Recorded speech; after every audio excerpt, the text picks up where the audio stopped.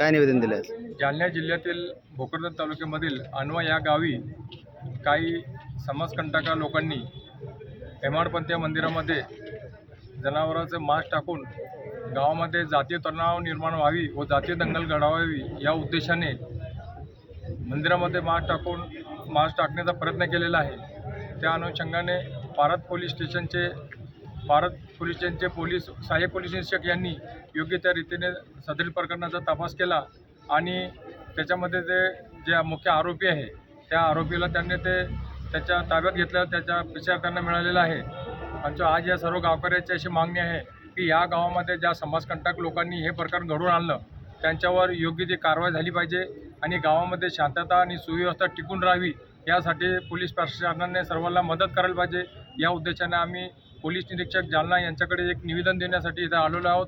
सर्व साहेबांनी आमचे निवेदन स्वीकारून गावामध्ये शांतता राहील असं आम्हाला आश्वासन दिलेलं आहे, त्यासाठी आम्ही इथं आलेलो आहोत। काय नाव आपलं? शेख अहमद, सामाजिक कार्यकर्ता भोकरदन।